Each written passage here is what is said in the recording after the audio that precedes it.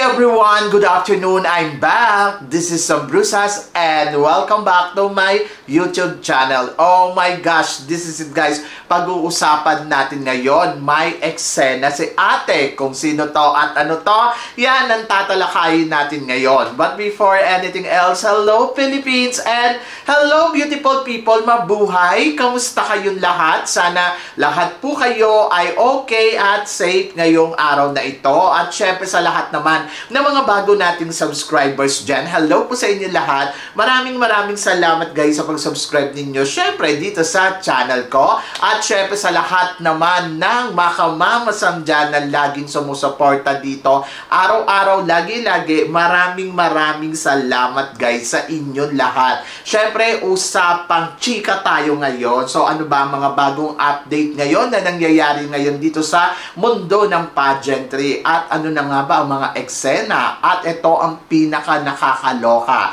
Eksena si ate. Kung ano to, pag-usapan natin yan. So, para sa una natin, chika, ito nga, ang Miss Grand International team na with ang kanilang reyna na si CJ Opiasa ay nasa India na. Yes! So, nakarating na nga sa India si CJ Opiasa at safe na safe naman ang ating reyna dahil wala naman nangyari sa kanya. Doon sa mga banta-banta na nababalitaan natin sa social media, sa awa naman ng Diyos ay wala namang anumang nangyari kay CJ Opiasa, di ba? Thanks God. So, warm welcome ang sinalubong sa kanya ng mga India at Indiano.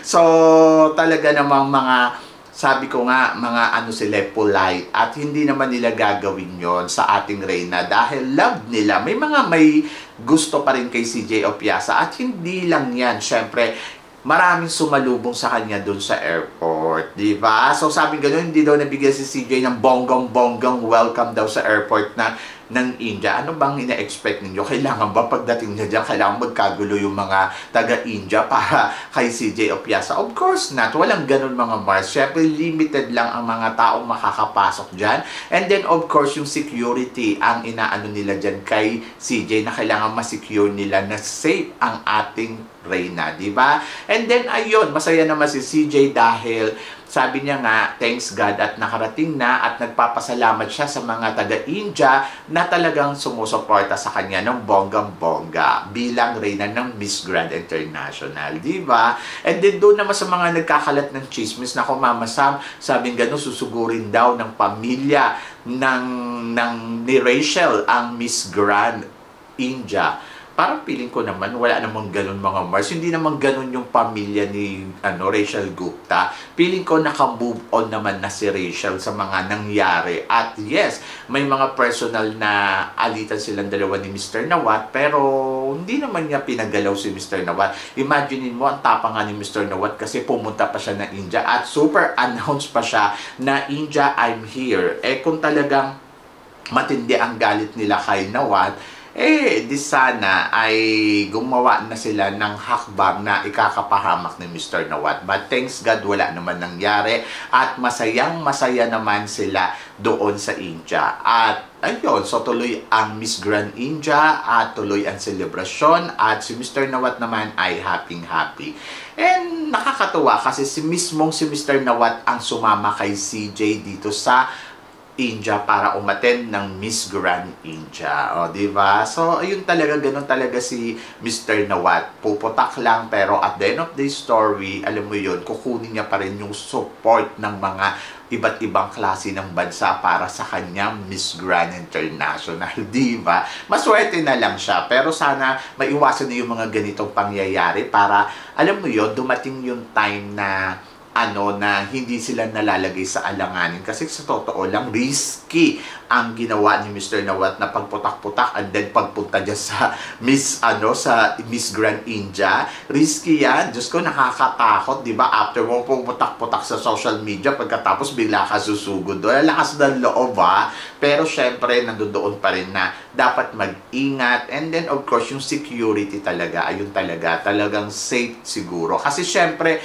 kapag may nangyari kay Mr. Nawat dyan, sila ang sisisihin, sila Rachel Gupta. And then, I think, edukada naman silang mga tao na hindi naman sila gagawa na ikakapahamak ng kapwa nila. And then, siguro, yes, nandoon, nagalit sila kay Mr. Nawat, pero not to the point na parang awayin. Minsan nangyari na rin yan sa Pilipinas, sabing ganun, babatuhin daw ng kamatis si Mr. Nawat pag nagpunta sa Philippines. Pero yung nagpunta naman sa Philippines, I love Mr. Nawat. Ganun na yung drama, di ba? Ay nako, ang buhay nga naman. Pero happy ako dahil safe, syempre, si Mr. Nawat at saka si CJ Opiasa.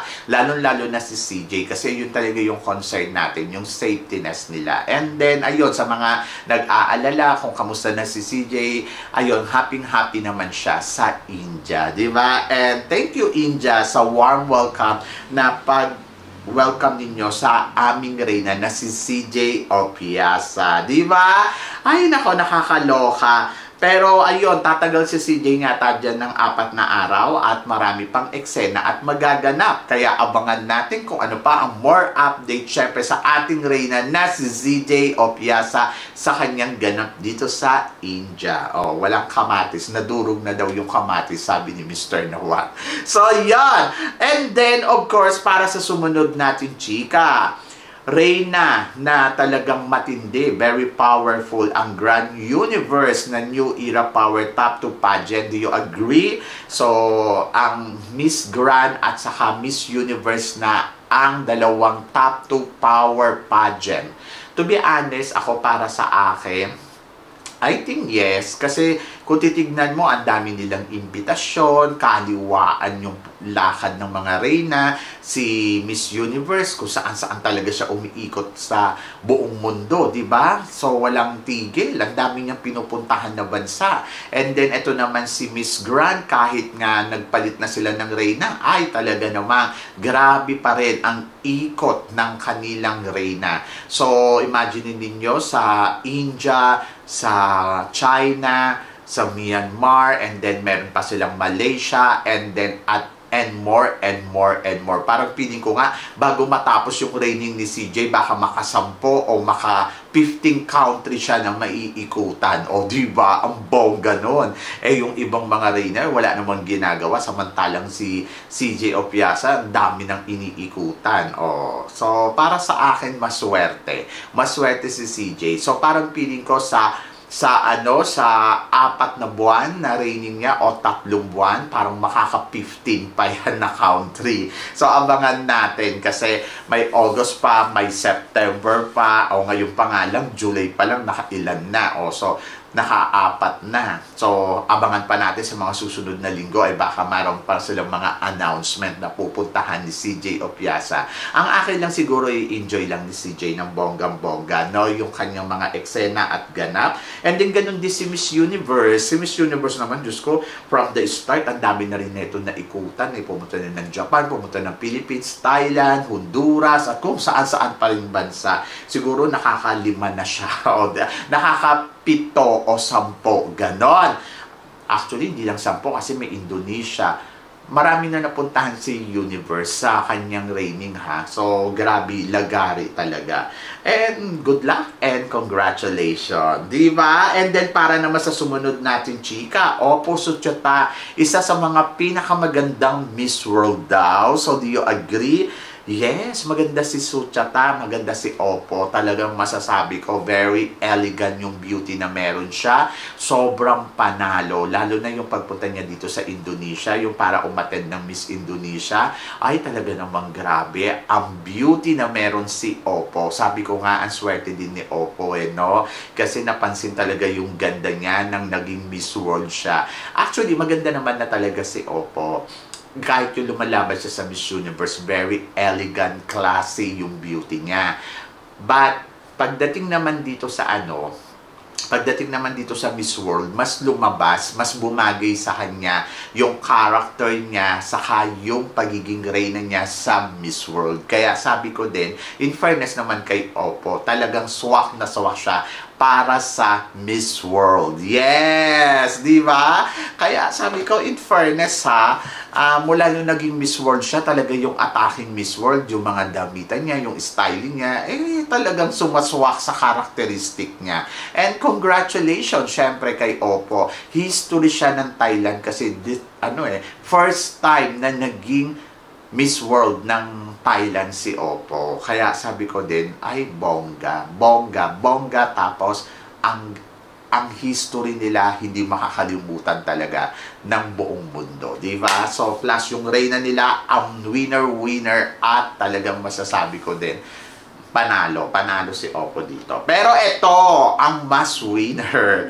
Sabing ganon, after daw manalo natin noong 2013 sa Miss World, and then 2025 naman Thailand, ngayon 2026 target ng Indonesia. Sabing ganon, next Miss World ay ang Indonesia. So, do you agree? Tulad nga na sinabi ko nung mga nakaraan ng mga vlog ko, inimbitahan nila si Oppo sa kanilang event, yung Indonesian, in-invite talaga yung Miss World Organization para sa kanilang event, at sila yung kauna-unahang country.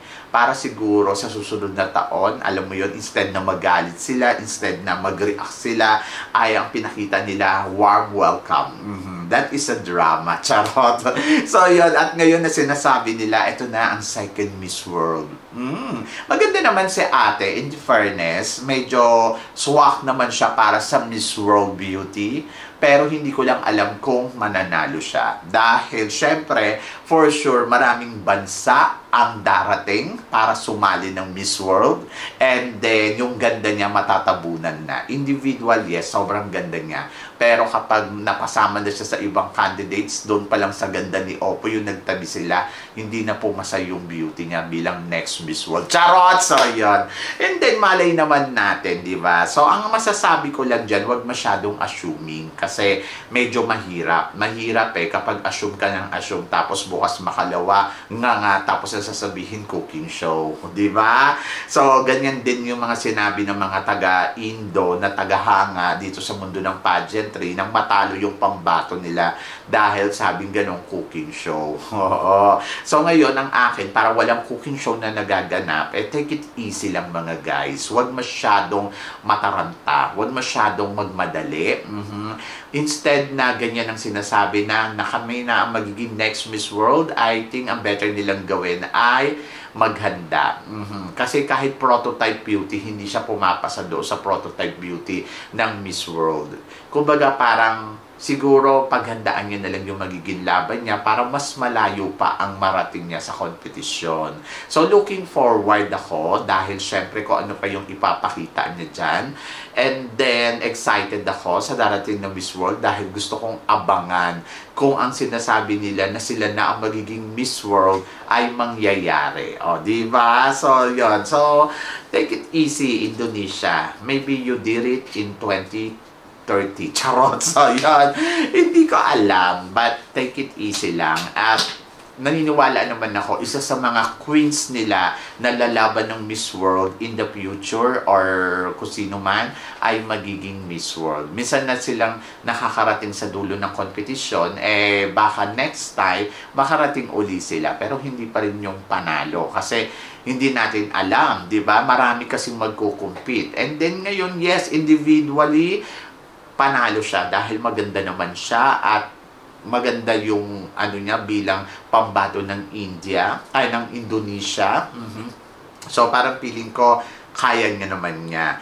Pero tulad niya na sinabi ko, kesa naman yung mag-assume sila na mag-assume, ay maghanda sila para pagdating ng competition, makuha nila kung ano yung gusto nila ng bonggang-bongga. Diba? Nakakaloka. Ano kagad, kami na ang next Miss World, wala pa kayong ginagawang paghahanda. Siguro doon muna kayo sa paghahanda at saka kayo mag-assume kapag nandoon na kayo sa competition at namamayagpag na kayo ng todo-todo. Hindi ko nga alam kung magugustuhan kayo yung Madam Julia. Alam naman natin si Madam Julia, lahat naman para sa kanya. Oh, you're so pretty. Oh, you can be. Diba? Tapos ang ending, meron pala siyang magugustuhan na mas iba pa.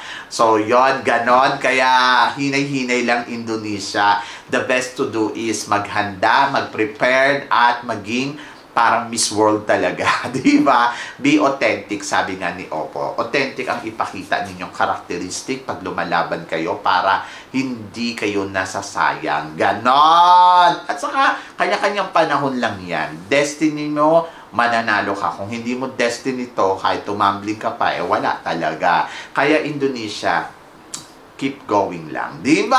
So, yan. Ay, nako, nakakaloka, no? Assuming talaga sila na winner na sila sa competition. Wala naman tayo magagawa. Lahat naman gustong manalo. Lahat naman ay gustong maka-eksena. At lahat naman ay gustong kumabog. Siguro kung kasing ganda niya si Victoria or kasing ganda niya si Miss Universe, baka, di ba? Basta keep going lang, laban lang naman. Wala namang masamang mangarap, basta nandoon na ginagawa mo pa rin yung best mo. So, yan.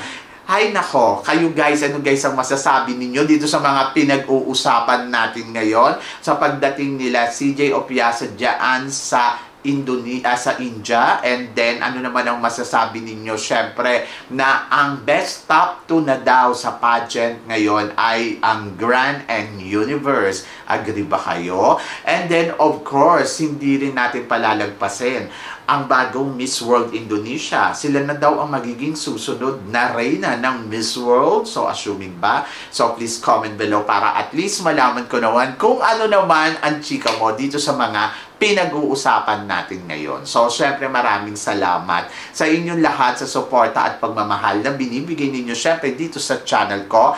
At sa mga hindi pa po nakaka-subscribe, please don't forget to click like and subscribe my channel at i-click nyo na rin po ang notification bell to more updated syempre sa aking mga chika. Sabi nga ganon, always keep smiling and laban lang. So guys, hanggang dito na lang. Hanggang sa muli nating chikahan. See you tomorrow. Thank you guys.